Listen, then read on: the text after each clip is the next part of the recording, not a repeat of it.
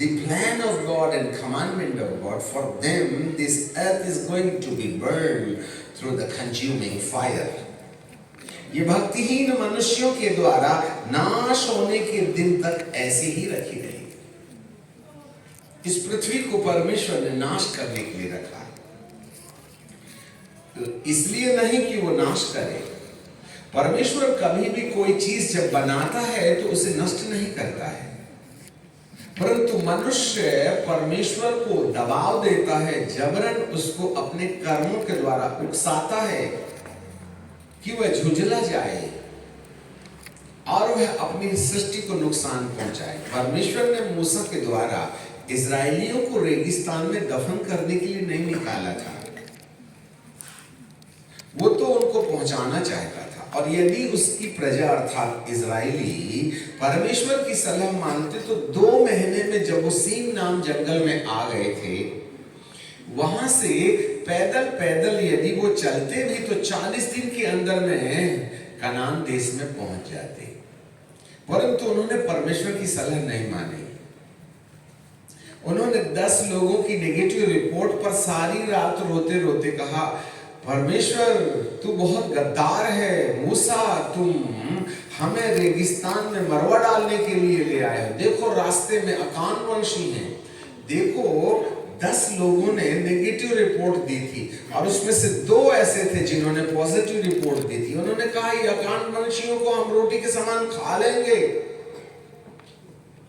सारे इजरायली लोग कहने नहीं, हम इस रास्ते से नहीं जाएंगे, नहीं जाएंगे। तब परमेश्वर ने कहा ठीक है, तुम मेरे रास्ते नहीं चलते तो बोलो तुमको कौन से रास्ते जाना है। बोले हमको मैदान मैदान ले जाओ, भला मर जाए तो मर जाए पर यहां जाके नहीं मरेंगे। अरे तुम मरना ही चाहते तो वहां मरने के बजाय यहीं मर जाते, कम से कम परमेश्वर की योजना का बहिष्कार तो नहीं करते ना, परमेश्वर के विरुद्ध तो खड़े नहीं होते। और वे मूसा के विरुद्ध पत्थरवाह करने के लिए खड़े हो गए। और जितने भी लोग परमेश्वर का डिवाइन प्लान लेके आने वालों का विद्रोह करते हैं, वे सब परमेश्वर की आंख में उंगली डालने के बराबर है। And they are going to be judged by God. जिसके पास परमेश्वर का वचन है, जिसके पास परमेश्वर की बुलाहट है, जिसके पास परमेश्वर का अभिषेक है, उसका विद्रोह आपके विनाश की उल्टी गिनती है। इसलिए जो नबी लोग होते हैं उनको छूना नहीं, do not touch my anointed ones. यदि वो सलाह देते हैं तो मानना वाला बुद्धिमान गिना जाता है। उन्होंने मूसा की सलाह नहीं मानी, उन्होंने मूसा के साथ में यहोशू और कालेब की सलाह नहीं मानी। इसके कारण से परमेश्वर ने कहा ठीक है, तुम मेरी योजना पर नहीं चलते हो तो मैं तुम्हारी योजना पर चलता हूं। और एट लास्ट परमेश्वर ने यह भी कहा यदि तुम मेरी योजना से नहीं चलोगे तो मैं तुम्हारी योजना से चलने को तैयार हूं। यदि तुम मेरी योजना मेरे रास्ते पर चलते तो मैं तुमको 40 दिन में पहुंचा देता, पर तुम्हारे साथ चलने के टाइम पर मैं अपना कर्तव्य पूरा करूंगा। यदि तुम नहीं पहुंचे तो यह तुम्हारी समस्या का कारण है। 40 साल परमेश्वर इजराइलियों के संग अपने योजना के विरुद्ध, जिस योजना को इजराइलियों ने माना था, जो रास्ता इजराइलियों ने चुना था, उन रास्तों पर प्रभु उनकी मदद करते रहे। आग का खंबा बन के, बादल का खंबा बन के, ऊपर से मन्ना बरसा के, बटेर बरसा करके, मूसा के डंडे से हर वक्त उनके लिए सुविधाएं प्रदान की गई। परंतु एक के बाद एक 2 छोड़ करके 22 लाख रेगिस्तान में मर गए, because they disobey the divine plan of God। आज अरुणाचल की कलीसिया में जो आग बुझ रही है उसका कारण समझते हैं आप? आज सेवक बिल्कुल ठंडे पड़ गए हैं, समझते हैं आप? आज पेंटिकोस्टल या फिर पवित्र आत्मा पाए हुए लोग, जो चिन्ह चमत्कार पाने वाले लोग हैं, वो बिल्कुल ऐसे जो ट्रेडिशनल चर्चेस के लोग हैं, क्या वैसे नहीं हो गए हम? Why we lost the fire of God? सिर्फ नाम रह गया है, काम तो वही ना पुराना है जो पहले था। क्योंकि हमने परमेश्वर का विद्रोह किया, हमने परमेश्वर के प्लान को समझा नहीं, हम परमेश्वर के प्लान लाने वालों के विरुद्ध खड़े हो गए। और इजरायली लोग 22 लाख लोग सारी रात रो करके मूसा का विद्रोह करते रहे। वो तो परमेश्वर था जिसने स्वर्ग से उतरकर जैसे ही मूसा के ऊपर ये पत्थर लेके दौड़े, यहोवा का तेज उन पर प्रकट हुआ और उसने कहा, मूसा अलग हो जा, मैं इनको पल भर में धरती पर नाश कर दूंगा। Because they disobey my commandment, they disobey my divine plan, and that is the reason the curse came down over the people of Israel. परमेश्वर की आज्ञा के विरुद्ध जाना ही श्राप कमाने के बराबर है।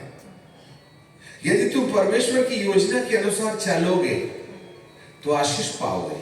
यदि इजरायली लोग मान लेते ना तो 40 दिन में पहुंचने वाले थे वो, अब 40 साल में भी नहीं पहुंचे। मन्ना भी खाया, बिस्लरी भी पिया, आग के खंबे का भोग लगाया, बादल का खंबा एसी टेम्परेचर देता था, जूते नहीं फट रहे हैं, उनके पांव नहीं सूज रहे हैं, उनके बदन के कपड़े नहीं गिर रहे हैं। हे पहाड़ों, तुम्हें क्या हो गया कि तुम मेंढों की नाई कूदने लगे? आई यरदन, तुझे क्या हुआ कि तू उल्टी बहने लगी? आई समुद्र, तुझे क्या हुआ कि तू दो भाग हो गया? आई चट्टानों, तुम्हें क्या हुआ गया कि तुम चिटक करके पानी देने लगी अपने स्वभाव के खिलाफ? Because the God of Israel was walking and working with them.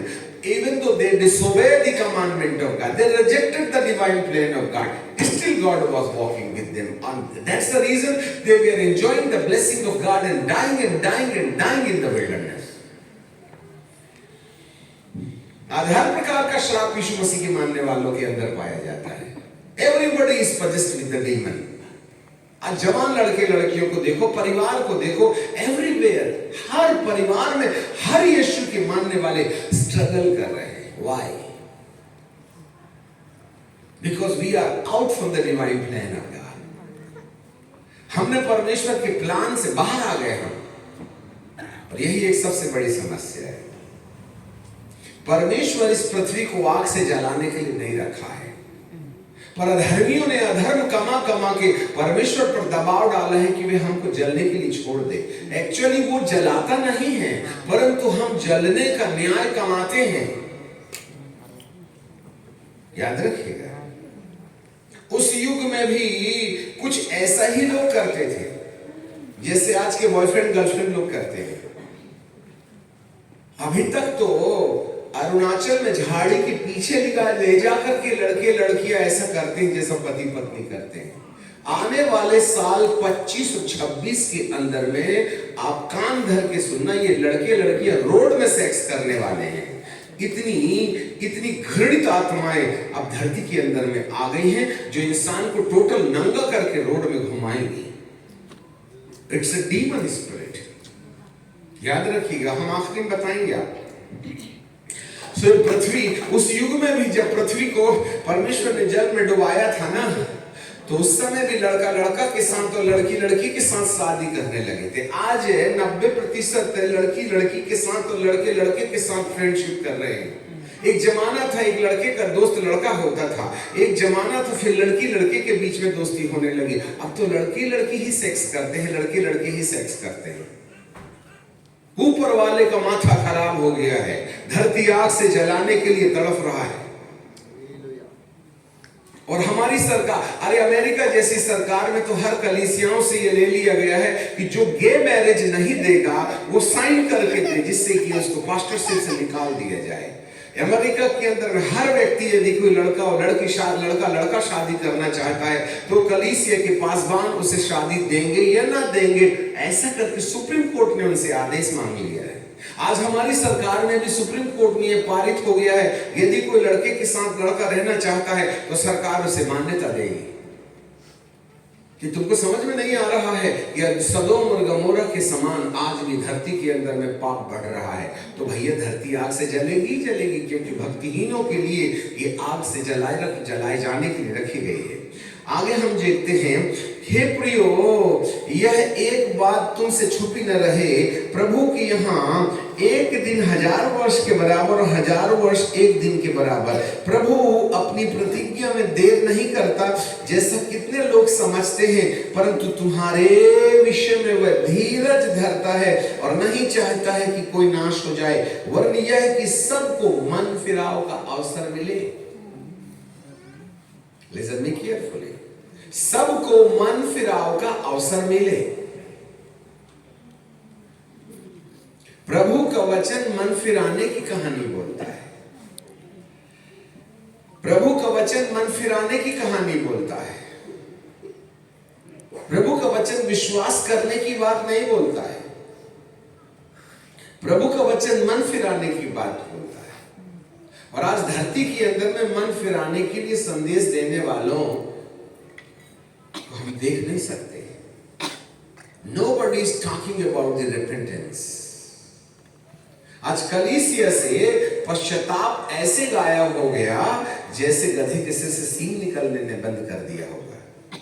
वैसे तो गधे के सिर में सींग नहीं होता है, वैसे कलीसिया के अंदर में भी पश्चाताप नहीं होता है। सब चमत्कार होता है, विश्वास होता है, अभिषेक होता है, हाथ पैर हिलना गिरना पड़ना होता है, परंतु पश्चाताप नहीं होता। No repentance at all. यहाँ बाइबल का परमेश्वर पश्चाताप की ओर कहता है। परमेश्वर धीरज इसलिए धरता है जिससे कि मन फिराव का अवसर मिले, परंतु प्रभु के यहाँ प्रभु चोर की नाई आएगा। अब जरा देखिएगा, अब यहाँ पर एक बड़ी बात बता रहे हैं। आज जो कुछ घटने वाला है हम बाइबल में से प्रूव करना चाहते हैं। आगे क्या लिखा हुआ है, परंतु प्रभु का दिन चोर की नाई आएगा और उसी दिन, उस दिन जब वो आएगा तब आकाश बड़ी हड़बड़ाहट के शब्द से जाता रहेगा। आकाश बड़ी हड़बड़ाहट के शब्द से जाता रहेगा। तत्व बहुत पिघल जाएंगे, तत्व बहुत ही तप्त होकर के पिघल जाएंगे और पृथ्वी और उसके काम जल जाएंगे। तो जब ये सब वस्तुएं इसी रीति से पिघलने वाली हैं तो तुम्हें पवित्र चाल चलन में और भक्ति में कैसे मनुष्य होना चाहिए। ये आकाश के तत्व पिघल जाएंगे, धरती जल जाएगी, धरती के काम जल जाएंगे और इसलिए इस धरती से बचने की, इस जलने वाली धरती से बचने के लिए हमें कैसी चाल चलना चाहिए। वहां मूसा ने जब मिस्र से लोगों को निकाला था तो उसने मेमना बलिदान करके अपने घर की चौखट में लहू लगाने की बात की थी। परंतु यहां पर बाइबल कहती है तुम्हें लहू लगाने से मिस्र से आजादी जरूर मिल गई है, परंतु प्रतिज्ञा के देश में पहुंचने के लिए ये विश्वास और लहू की चाबी काम नहीं पड़ेगी। यहाँ जो विधि परमेश्वर ने दिया है, जो नियम परमेश्वर ने दिया है, जो आज्ञा परमेश्वर ने दिया है, उसको मानना पड़ेगा। निकलने के लिए विश्वास लगता है, पहुंचने के लिए पश्चाताप और इसके बाद काम लगता है। प्रतिज्ञा बंधुआई के देश से निकलने में केवल विश्वास काम आता है और जब प्रतिज्ञा के देश में प्रवेश की बात आती है तो काम में आता है। इसलिए प्रकाशित वाक्य की किताब और उसके 22वें अध्याय के 12वें पद में बाइबल कहती है, लिखते चले जाओ, मैं शीघ्र आने वाला हूं। आप कलम पेन से छोड़ो मत, अपने हाथ में ही रखो। मैं शीघ्र आने वाला हूं और हर एक के कामों के अनुसार प्रतिफल देने के लिए, बदला देने के लिए प्रतिफल का काम नहीं है, तलवार का काम है। प्रभु यीशु भी हमको पाप क्षमा देकर के धर्मी बना लेता है, इसमें विश्वास लगता है। परंतु जब इस जलने वाली पृथ्वी से बचना है, जलने और पिघलने वाले आकाश से बचना है, तो यहां पर बाइबल कहती है तुम्हें कैसी चाल चलना चाहिए। द वर्क, द एटीट्यूड्स, हमारे काम। आज काम के ऊपर कोई प्रकाश नहीं देता है। कुछ भी करो, कुछ भी खाओ, कुछ भी पियो, जो करना है वो करो, विश्वास करो। विश्वास से चमत्कार होंगे, विश्वास से भूत निकलेगा, विश्वास से पवित्र आत्मा मिलेगा, विश्वास से चंगाई मिलेगी, विश्वास से भविष्यवाणी होगी, परंतु विश्वास से यीशु मसीह के आने के समय मुर्दों के जिंदा होने की कहानी नहीं होगी। It will be भी बाइबल के किसी भी पन्ने में विश्वास करने वाले जिंदा हो जाएंगे, ऐसे नहीं लिखा है। परमेश्वर की आज्ञा का पालन करने वाले जिंदा होंगे। विश्वासी लोग नहीं यीशु के साथ जिंदा नहीं होंगे, यीशु के आगमन में जिंदा नहीं होंगे, वरन विश्वास योग्य लोग जिंदा होंगे। It's very easy to have the faith in Christ, but it is a very hard to prove the faithfulness.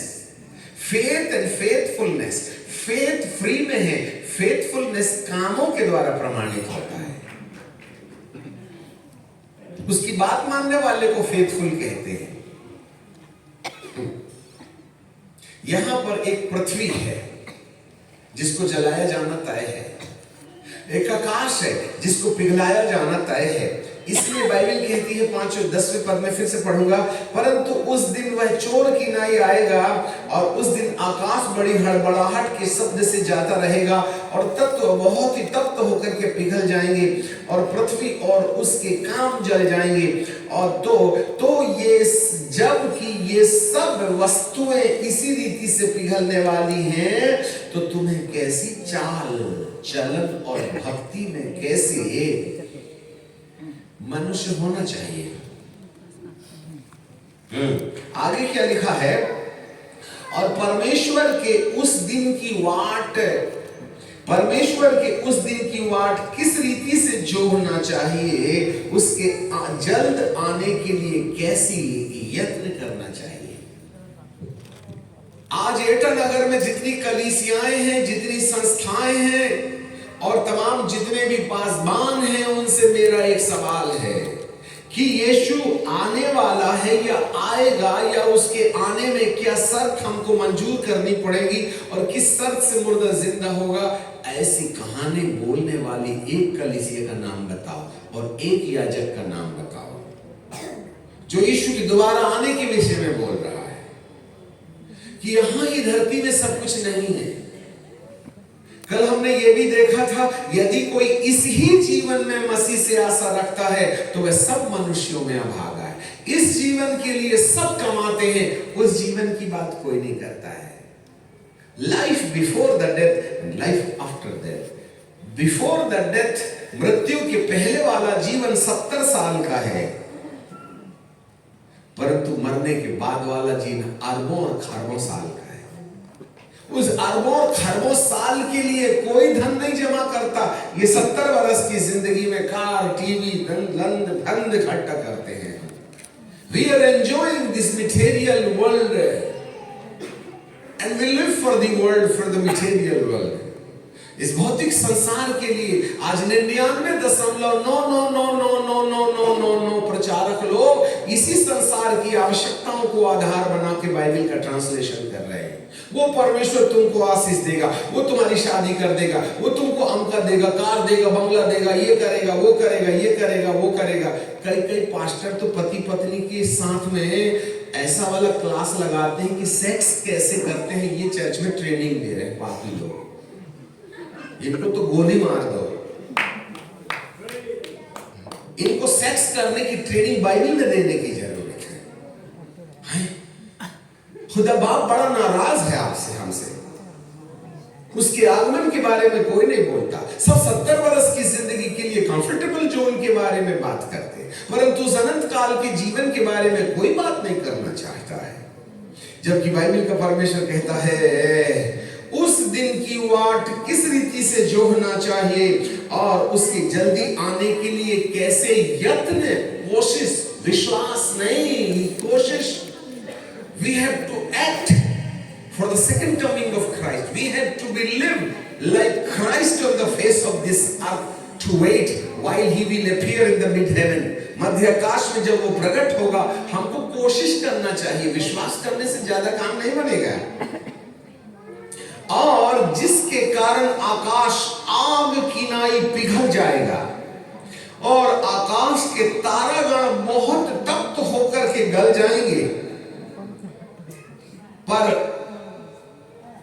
उसकी प्रतिज्ञा के अनुसार, ध्यान देना, उसकी प्रतिज्ञा के अनुसार एक नए आकाश और एक नई पृथ्वी की आशा देखते हैं जिसमें धर्मी जन वास करेंगे।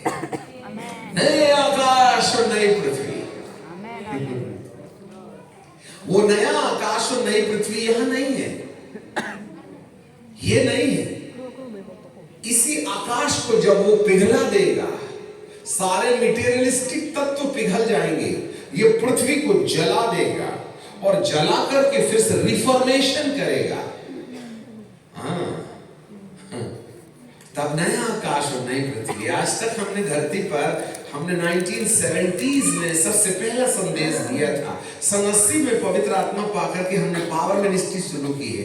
इन 43 और 53 सालों के अंदर एक नए आकाश की कहानी मैंने 2 पन्ने में नहीं पढ़ा, और ना ही विश्व की कोई थियोलॉजी हमें इस नए आकाश और नई पृथ्वी की कहानी बता रही। तो कौन से टाइम, फिर किस आशीष के लिए तुम अपना समय खर्च कर रहे हो? ये 70 वर्ष की जिंदगी के लिए? एक नए आकाश और नई पृथ्वी, और इस नए आकाश और नए यरूशलेम को स्वर्ग पर से परमेश्वर के पास से उतरते देखा, और वह दुल्हन की समान तैयार की थी जो अपने पति के लिए श्रृंगार किए हो। फिर मैंने सिंहासन में से किसी को ऊंचे शब्द से ये कहते हुए सुना, देखो परमेश्वर का डेरा मनुष्य के बीच में है, वह उनके साथ डेरा करेगा और वे उसके लोग होंगे, और परमेश्वर आप ही उनके साथ रहेगा और उनका परमेश्वर रहेगा। वो किसका परमेश्वर है? जिनके बीच में डेरा करेगा। कौन उसके लोग हैं? जो उसके, अरे तुम लोग नहीं हो, जो उसके डेरे में रहेंगे। ईसाइयों को तो जगह मिलने वाली नहीं है, ये तो लिख के रख लेना। चर्च का कोई काम नहीं है यहां। वो जो उसके डेरे में बसेंगे वही उसके लोग होंगे, और वह केवल उनका परमेश्वर होगा जो उसके डेरे में रहेंगे। मतलब उस नए यरूशलेम में रहने वालों को ही वो कहेगा ये मेरे लोग हैं और मैं उनका परमेश्वर हूं। ये जो नया यरूशलेम स्वर्ग से आने वाला है, इसी नगर को उस नए पृथ्वी और नए आकाश में हेडक्वार्टर बना के रखेगा। जैसे दिल्ली का हेडक्वार्टर कहां है? नहीं, माफ करना, इंडिया का हेडक्वार्टर दिल्ली है। अरुणाचल का हेडक्वार्टर ईटानगर है। वैसे इस नए आकाश और नई पृथ्वी का हेडक्वार्टर जो प्रमुख कार्यालय है वो नया यरूशलेम होगा। आपको मालूम है प्रभु यीशु मसीह का दूसरा आगमन इसलिए कि वह जो लोग प्रभु यीशु के पहले आगमन की कहानी पर विश्वास करके उसके आधार पर जीते रहे। हम हर जगह इस किताब की परिभाषा दे रहे हैं इन दिनों में। बाइबल, बोलो बाइबल। BIBLE, Bible. अब सुनो, BI मतलब basic instruction. BI basic instruction. B before death, मृत्यु के पहले। E से इटर्नल, L से लाइफ। बेसिक इंस्ट्रक्शन पहले, मृत्यु के पहले अनंत जीवन के लिए आधारभूत सिद्धांत को बाइबल कहते हैं। यह चंगाई की बात बाइबल नहीं कह रही। बाइबल ये नहीं कहती कि बाइबल मतलब हीलर, बाइबल मतलब हीलिंग, बाइबल मतलब मिरेकल, बाइबल मतलब अमका ढमका। ये बाइबल का मतलब होता है बेसिक इंस्ट्रक्शन, निर्देश। बाइबल एक आइडियोलॉजी है, ये धर्म की किताब नहीं है, ये पवित्र शास्त्र है। सब धर्म की किताबें धर्म की किताबों के नाम से जानी जाती है, परंतु बाइबल एक पवित्र शास्त्र के नाम से जानी जाती है। और इसमें बेसिक इंस्ट्रक्शन है, आधारभूत सिद्धांत है। मनुष्य को अनंत जीवन प्राप्त करने की सलाह दी गई है इस किताब में। और हम चंगाई ढूंढ रहे हैं। अरे ठीक है, बीमार हो तो ढूंढ लो, परंतु जिस उद्देश्य के लिए किताब हमारे साथ में है उसमें आधारभूत सिद्धांत है। प्रभु यीशु मसीह बाइबल के अंदर आधारभूत सिद्धांत दे गया है कि हर एक व्यक्ति मृत्यु के पहले बाइबल की शिक्षाओं के आधार पर जो सलाह उसको दी गई है उस सलाह को मानकर अपने आप को तैयार करे, जिससे कि वह दूसरे आगमन में आने वाले यीशु के द्वारा मुर्दों में से जी उठने वाला अधिकार प्राप्त करे। विश्वास से मुर्दा जिंदा नहीं होगा, उसकी सलाह मानने से होगा। उसकी आइडियोलॉजी को मानना पड़ेगा। उसमें लिखा है झूठ मत बोलो तो मानना पड़ेगा। उसमें लिखा है दोष मत लगाओ तो तुम पर भी दोष लगाया जाएगा, मानना पड़ेगा। एक गाल में थप्पड़ खाए तो दूसरा भी फेर देना, मानना पड़ेगा। माता पिता का आदर करो